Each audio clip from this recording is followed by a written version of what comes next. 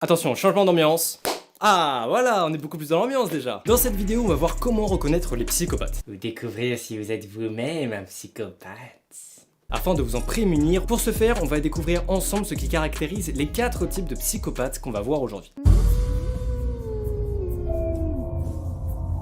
D'ailleurs, si vous voulez m'aider à partager ce contenu à d'autres personnes qui pourraient trouver ça utile, je vous invite à mettre un pouce bleu. Certains types de psychopathes, notamment le premier, sont très difficiles à voir, voire impossibles à détecter. Robert Hart, un psychologue, a mené une étude sur la psychopathie pour déterminer la présence ou l'absence de psychopathie chez une personne, avec une liste de critères. Ouais, c'est comme une liste de courses si tu veux. Qui s'appelle Hart Psychopathy Checklist. Voici donc les caractéristiques que l'on retrouve chez un psychopathe selon Hart. Charme superficiel. Estime de soi exagérée, besoin constant de stimulation et tendance à s'ennuyer facilement. Tendance psychologique à mentir, comportement malveillant et manipulateur, absence ou insuffisance de culpabilité ou de toute autre forme de remords, affection superficielle avec une réponse émotionnelle superficielle, manque d'empathie, style de vie parasite, c'est-à-dire qui nuit à autrui, manque de contrôle de soi, vie sexuelle dissipée, problème de conduite qui remonte à l'enfance, manque d'objectifs réalistes sur le long terme, impulsivité, comportement irresponsable, incapacité pathologique d'accepter la responsabilité de ses propres actes, et enfin, tendance à la délinquance pendant l'adolescence. En conclusion, le psychopathe est souvent incapable de garder des relations sur le long terme, car en réalité, il n'aime pas vraiment la personne avec qui il est, comme il en est incapable. La psychopathie peut se révéler chez nous dès notre plus jeune âge. Certains avancent même qu'ils pourraient voir les premiers signes apparaître dès l'âge de 3 ou 5 ans. Le premier type de psychopathe qu'on va voir est donc le psychopathe primaire. Dans le cas du psychopathe primaire, il naît déjà avec cette structure de personnalité,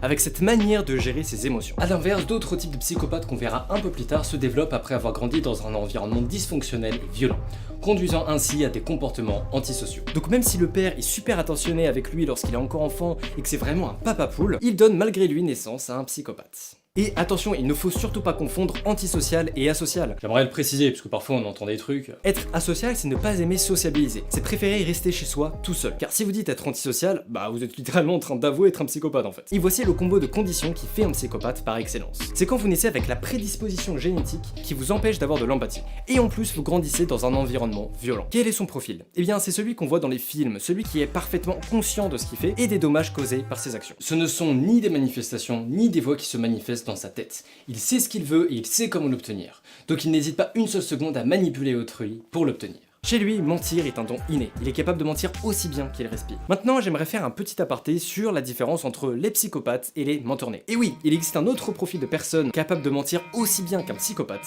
Il s'agit des menteurs nés. Paul Ekman en parle dans son livre intitulé « Je sais que vous mentez ». Les menteurs nés ont souvent conscience de leur capacité à mentir, et leur entourage aussi. Ils sont donc confiants dans leur capacité à tromper autrui, et peuvent en profiter quand ça leur chante, car ils n'ont aucune appréhension de détection. Et une si faible appréhension de détection couplée à une telle assurance lors du mensonge sont des traits caractéristiques de la personnalité psychopathe. Mais c'est là que s'arrêtent les points communs avec les psychopathes, et les menteurs nés ont le même sens de la morale que n'importe qui. Ils ont aussi de l'empathie, donc en dehors de cette aptitude à mentir aussi bien, ils sont comme vous et moi. Ils n'utilisent donc pas cette capacité pour nuire à autrui. Enfin, normalement, être menteur né n'empêche en rien d'agir mal. Si vous êtes menteur né, voici une liste de métiers où il serait bon d'utiliser vos capacités selon Paul Ekman. Acteur ou actrice, Bon, faut avouer que ça paraît évident. vendeur, avocat, négociateur, avocat, vendeur, espion et diplomate.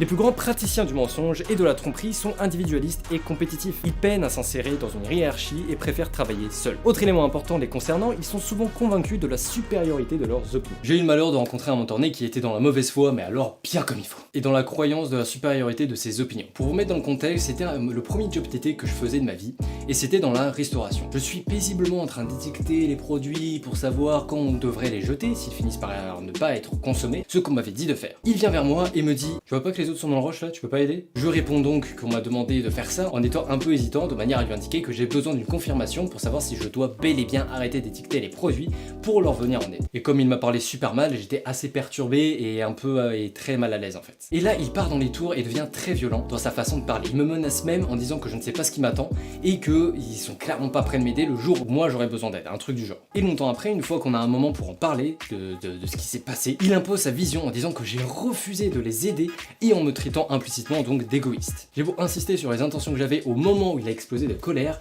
mais rien n'y fait, il reste convaincu et affirme qu'il sait mieux que moi ce que je ressentais. Et il sait mieux que moi ce qu'étaient mes intentions au final. Ce qui est quand même très prétentieux. Prétendre mieux savoir que l'autre ce qu'il ressent, c'est quand même assez culotté.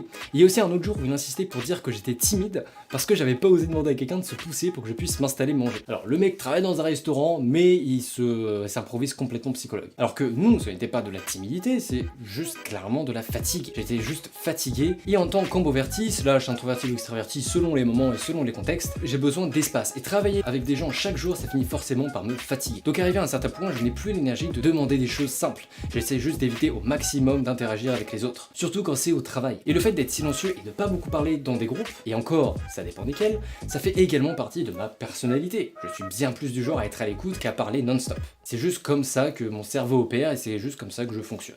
Revenons-en maintenant au profil de notre cher et tendre psychopathe. Parce qu'on a un peu digressé là quand même. Que ce soit le menteur-né ou notre cher psychopathe primaire, ils ne ressentent aucune anxiété lorsqu'ils mentent, aucune peur d'être grillés. C'est comme s'ils étaient capables de faire un planning de leurs émotions et de sélectionner les émotions qu'ils vont feinter pour vous tromper ou vous manipuler. Le psychopathe primaire ne ressent aucune forme d'empathie et ainsi n'hésitera pas à abuser des autres pour obtenir ce qu'il veut. Il est également incapable d'apprendre de ses expériences. Il ne peut pas ressentir de la culpabilité ou du remords. C'est la conséquence directe du manque d'empathie. Et si on ressent pas ce que ressent l'autre, bah ça, c'est impossible du coup de se sentir mal pour lui. Et si on ne se sent jamais coupable ou jamais mal, on ne change donc pas et on n'apprend pas de nos erreurs. Et c'est pour ça qu'une tentative de leur part de changer leur comportement serait complètement inutile. Et pour ne rien arranger, que ce soit les sanctions, traitements ou thérapies potentielles, rien ne fonctionne sur eux. Le psychopathe primaire est donc le stéréotype du psychopathe qu'on visualise tous dans l'imaginaire collectif. Égocentrique à souhait, narcissique et même un peu hystérique. Il ne ressentira jamais d'affection pour quelqu'un d'autre que lui-même. Ça lui est tout simplement impossible. Il forme ainsi des relations de surface très basiques. Il entretient une relation avec vous tant que vous lui êtes utile. Et dès que vous l'êtes plus, il disparaît tout bonnement dans la nature. Ça vous semble familier? C'est normal, c'est vraiment le stéréotype du psychopathe qu'on connaît tous. Et c'est maintenant au tour du deuxième type de psychopathe de faire son entrée dans cette vidéo. J'ai nommé le psychopathe secondaire. Ouais, on voit clairement qu'ils se sont pas foulés sur les noms. Attention, le psychopathe secondaire n'est pas un psychopathe pur et dur comme le psychopathe primaire, qui lui est comme ça dès la naissance. A l'inverse, le psychopathe secondaire adopte ses comportements en réponse à des circonstances ou problèmes qui lui sont propres. La plus grande différence qu'il a avec le psychopathe primaire, c'est que comme ce n'est pas présent dès la naissance, il lui est toujours capable de ressentir culpabilité, remords, anxiété, mal-être, préoccupation et il peut même ressentir de l'affection pour autrui. Mais ce qui se passe, c'est que ces tendances psychopathiques s'inscrivent de plus en plus dans son impulsivité naturelle. Encore une grande différence avec les psychopathes primaires. L'impulsivité occupe une place bien plus importante chez le psychopathe secondaire que chez le psychopathe primaire, ce qui va l'amener à commettre des erreurs. Cette impulsivité intense conduit chez eux à un conflit interne entre leur impulsivité, qui leur donne envie de faire des choses plus que douteuses, et leur sens de la morale. En d'autres termes, si on pouvait voyager entre leurs neurones, on y verrait une vraie bataille entre le sens de la morale et leur impulsivité. Ils sont donc souvent de mauvaise humeur et s'isolent et souffrent souvent d'anxiété sociale. Il y a un personnage de série très connu qui correspond parfaitement à ce profil, sauf au dernier point sur l'anxiété sociale. Je vous mets au défi de trouver à qui je pense et à le mettre en commentaire. Attention, il s'agit du personnage selon comment il se comporte dans les dernières saisons. J'espère que ça vous aidera, bonne chance. On en arrive au troisième type de psychopathe et il s'agit du psychopathe antisocial. Non, c'est pas le troisième type de psychopathe cette fois-ci. Ce sont des personnes ayant des tendances psychopathiques résultant d'un manque d'empathie, mais qui peuvent aussi ressentir de la culpabilité, avoir des remords et ressentir un peu d'affection pour autrui. Un peu comme le psychopathe secondaire. Mais dans ce cas-ci, au lieu de chercher à s'intégrer dans la société et paraître normal, ils se dévoilent au grand jour et vivent dans l'opposition, la délinquance. Ils vont à l'encontre des normes sociales, ce qui présente un avantage indéniable. Contrairement aux deux types de psychopathes qu'on a vus précédemment, ceux-là, on peut pas les louper. On voit déjà de bien loin qu'il vaut mieux pas s'en approcher. Ils vivent donc dans des environnements plus marginaux et dangereux que les autres. En évoquant tout ça, certains d'entre vous vont sans doute se demander si ce serait pas la même chose que le trouble de la personnalité antisociale. Pour tout vous dire, en psychologie, le classement des troubles et autres éléments de psychologie change si souvent que dans la version la plus récente du DSM, qui est le livre répertoriant les différents troubles, la psychopathie n'existe pas. Par défaut, on peut donc dire qu'elle fait partie du trouble de la personnalité antisociale. Donc la psychopathie n'est peut-être pas à prendre à part, mais je laisserai les psychologues et les psychiatres en débattre entre eux. Il existe encore plein d'autres classements de types de psychopathes, mais pour le dernier, on va parler du psychopathe de Blackbone. Alors, j'ai pioché dans des sources hispanophones pour cette vidéo, et c'est un terme qu'a inventé celle dont je m'inspire, aka Claudia Nicolasa. Donc, je pratique ce qu'on appelle en traduction l'emprunt, ou dans mon jargon personnel, la flemme de chercher, j'ai pas que ça à faire, voilà. Ou sinon, on peut appeler ça la flemme. Tout simplement. Pour le psychopathe de Blackbone, il sera catégorisé dans l'une des deux sous-catégories suivantes, selon deux facteurs. Son estime de soi et sa popularité. Ce qui est intéressant à observer, c'est que ce quatrième type de psychopathe donne lieu à deux sous-types de psychopathes. Le psychopathe contrôlé et le psychopathe inhibé. D'abord, voyons ensemble le psychopathe contrôlé. Il a une haute estime de soi et une forte dominance sociale. Il est donc très similaire au psychopathe primaire dont on a parlé au début de la vidéo. Peu ou pas d'anxiété, bonne humeur, besoin de démontrer sa supériorité aux autres. Il se débrouille très bien dans la société et occupe souvent des postes conférant un certain pouvoir. Il a du succès, il influence les autres et est admiré par ces derniers. De ce point de vue-là, il a beaucoup de points en commun avec le pervers narcissique. Tandis que le psychopathe psychopathe inhibé est bien plus en retrait et éloigné de la vie sociale. Par conséquent, c'est bien plus rare d'en rencontrer. Ils ont habituellement bien plus d'insécurité et donc moins d'estime de soi. Et avec cette anxiété et cette mauvaise humeur, ils sont, au même titre que les psychopathes secondaires, confrontés à un fort conflit intérieur entre leur comportement problématique et le sens moral qui les habite.